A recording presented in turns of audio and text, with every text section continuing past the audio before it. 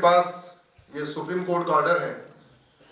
ये वैसे तो 9 पन्ने है, अगर आपको दिखेगा तो ये 9 पन्ने का ऑर्डर है, लेकिन शुरू के 7 पन्ने के वकीलों के नाम है।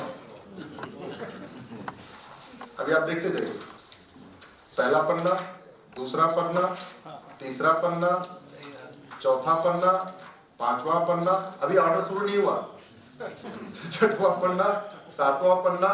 इस 9 पन्ने के ऑर्डर में ऑर्डर केवल 2 पन्ने का है, वकीलों के नाम 7 पन्ने पे।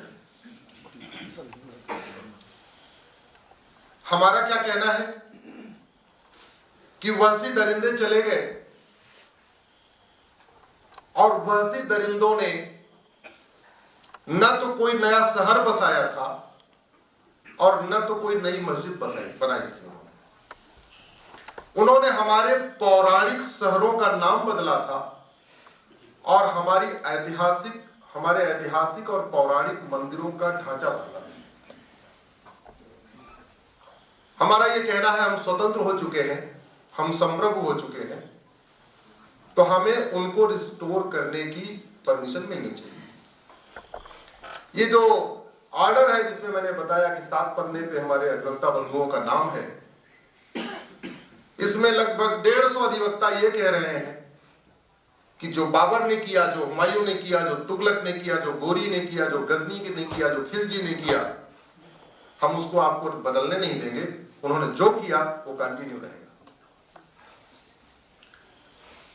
एक तरफ 5 याचिका, एक तरफ 20 याचिका,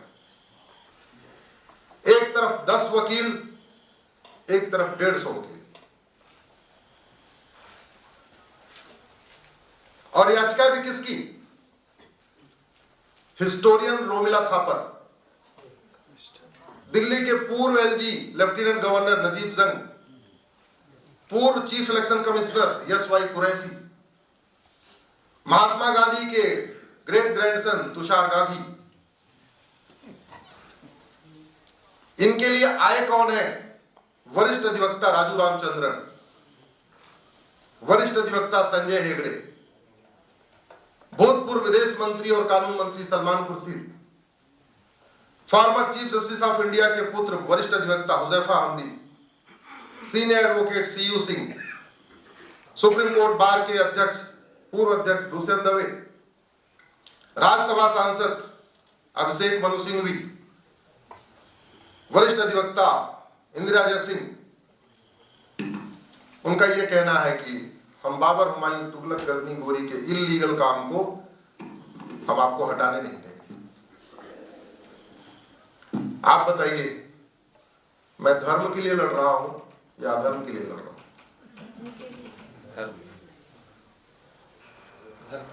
जिन मंदिरों को बचाने के लिए, जिस सनातन धर्म की पहचान बचाने के लिए गुरु तेग बहादुर ने अपना शीश कटवा दिया, गुरु गोविंद सिंह ने अपना पूरा बलिदान कर दिया, पूरा परिवार का बलिदान कर दिया, छत्रपति शिवाजी महाराज ने इतना बड़ा बलिदान किया, राणा प्रताप जी ने इतना बड़ा बलिदान किया।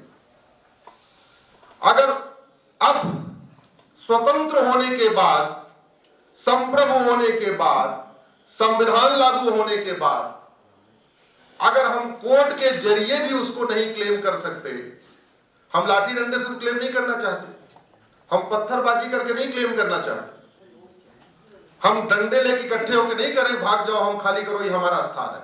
हम क्या कह रहे हैं? सर्वे करा लो, जांच करा लो, पता करा लो कि वास्तव में मंदिर था कि मस्जिद था।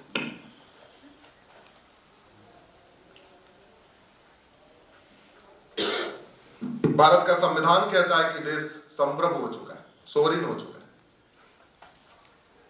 संप्रभुता का मतलब क्या होता है? न गुलामी का नाम होना चाहिए, न गुलामी का निशान होना चाहिए। और एक बात मैं पूरी जिम्मेदारी से कह रहा हूं, मुगलों ने जानबूझ के हमारे पौराणिक शहरों का नाम बदला और जानबूझ के हमारे पौराणिक मंदिरों का गुंबद बदला। उनको हमारी पहचान ही नहीं मिटानी थी, उनको हमारा सम्मान पैरों के तले कुचलना था। वो ये दिखाना चाहते थे कि देखो हम तुम्हारे देश में आके तुम्हारे मंदिरों का गुंबद तोड़ रहे हैं और तुम कुछ कर नहीं सकते हो, तुम केवल देखो।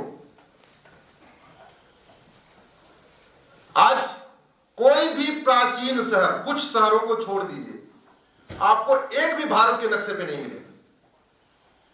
जिन स्थानों का वर्णन कुरान में है वो सारे स्थान उसी नाम से पाए जाते हैं। जिन स्थानों का वर्णन बाइबल में है वो सारे स्थान उसी नाम से पाए जाते हैं। लेकिन जिन स्थानों का वर्णन उपनिषद में है, हमारे धार्मिक ग्रंथों में है, महाभारत में है, रामचरितमानस में है, वाल्मीकि रामायण में है, सत्यार्थ प्रकाश में है, वो एक भी स्थान नहीं मिल रहे। भगवान कृष्ण ने 5 गांव बनाया, मांगा था, आपको 5 गांव भारत के नक्शे पे नहीं मिलेगा। क्यों? क्योंकि गजप्रस्थ को गाजी खान ने गाजियाबाद बना दिया, 3 प्रस्थ को फरीद खान ने फरीदाबाद बना दिया, सोनप्रस्थ को सोनीपत बना दिया, 5 प्रस्थ को पानीपत बना दिया। 5 की 5 गांव खत्म, अब ढूंढे नहीं मिले। हमारे बच्चे कह रहे हैं कि अरे पापा, आप तो कह रहे थे भगवान कृष्ण ने 5 गांव मांगे थे, 5 गांव कहां है भारत के नक्शे पे? नहीं बेटा, वो नहीं है। नहीं है, तुम्हारा बच्चा क्यों मानेगा कि महाभारत एक वास्तविक घटना है? फिर तो उसको पढ़ाया जाएगा महाभारत एक काल्पनिक घटना है, तो मानेगा क्या काल्पनिक घटना? क्योंकि स्थान तो मिल ही नहीं रहे। पांडवों ने अज्ञातवास कहां किया? विराट में। होशियार खान नाम का लुटेरा गया, होशियारपुर बना दिया। द्रौपदी कहां पैदा हुई? पांचाल में। फर्रुख खान नाम का लुटेरा गया, फर्रुखाबाद बना दिया। 51 शक्तिपीठों में एक शक्तिपीठ हमारा कीर्तेश्वरी, मुर्शिद खान नाम का लुटेरा गया, उसने मुर्शिदाबाद बना दिया। एक शक्तिपीठ हमारा विंध्याचल, मिर्जा खान नाम का लुटेरा गया, उसको मिर्जापुर बना दिया। तो उन्होंने कोई नया शहर नहीं बसाया, चुन चुन के हमारे पौराणिक बसे बसाए शहरों का नाम बदला। और वैसे ही अगर उनको नमाज पढ़ने के लिए मस्जिद बनानी थी तो क्या अयोध्या में उस समय जगह खाली नहीं थी? क्या खाली थी? नहीं, लेकिन उनको नमाज पढ़ने के लिए मस्जिद नहीं चाहिए थी, उनको स्वाभिमान को चलने के लिए मस्जिद बनाना था। मथुरा में जगह की कमी नहीं थी क्या? बना लेते, इतना बड़ा मथुरा आज भी खाली पड़ा हुआ है। लेकिन उनको मस्जिद, नमाज पढ़ने के लिए मस्जिद नहीं बनानी थी, हिंदुओं का स्वाभिमान कुचलने के लिए जन्मभूमि के ऊपर मस्जिद बनानी। भोजशाला में क्या जगह खाली नहीं थी? क्या खूब खाली थी? नहीं, सम्मान कुचलना था, इसलिए मंदिर पे नमाज पढ़ी जाएगी। भद्रकाली में जगह खूब थी, सम्मान कुचलना, इसलिए भद्रकाली में नमाज पढ़ी जाएगी। और अगर स्वतंत्र होने के बावजूद भी हम अपने उन पूर्वजों, हमारे पूर्वजों की मजबूरी थी, नहीं कर पा रहे थे, वो विवश थे। अगर आज भी हम विवश हैं क्या? आज तो नहीं विवश है ना। आज नहीं विवश है तो क्या इतना अधिकार हमें नहीं होना चाहिए कि हम कम से कम जांच करवा लें कि वास्तव में है क्या ये? और उसके लिए इतनी बड़ी फौज उतरी हुई। कोई भी कानून बनता है, हमारे सामने जज साहब भी बैठे हुए हैं और भी अधिवक्ता यहां बैठे हुए हैं। कोई जब कानून बनता है तो उस कानून में जो शब्द होता है वो उसके हित के लिए होता है। जैसे अगर SC/ST एक्ट है तो किसके हित के लिए? जोर से बताइए जरा। SC/ST। किसी कानून में विमेन लिखा हुआ है तो किसके हित में है? वो महिलाओं के। चिल्ड्रन लिखा है तो किसके हित में है? बच्चों के। इस कानून का नाम क्या है? इस कानून का नाम है प्लेस ऑफ वर्शिप एक्ट। कितना बड़ा धोखा हमारे साथ किया, जरा समझिए।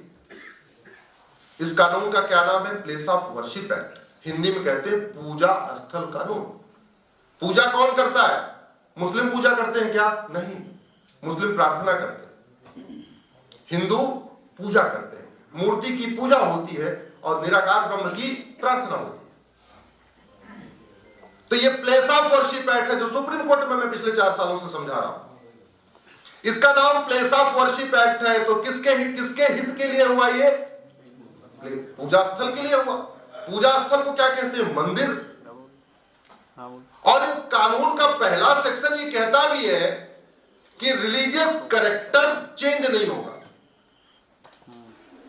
हम भी कह रहे हैं रिलीजियस कैरेक्टर चेंज नहीं होना चाहिए, और हमारा ये कहना है कि मंदिर का रिलीजियस कैरेक्टर चेंज होता भी नहीं। कैरेक्टर और अपीयरेंस, इसमें अंतर है। इस समय मैंने पीला वस्त्र पहना हुआ है, ये रामनामी दुपट्टा रखा हुआ है, अभी तिलक लगा लिया, तो मैं क्या दिख रहा हूं? हिंदू। मैं बगल के मस्जिद में जाऊं, सफेद कुर्ता पैजामा पहनूं, गोल टोपी लगा लूं तो क्या दिखूंगा? मुस्लिम।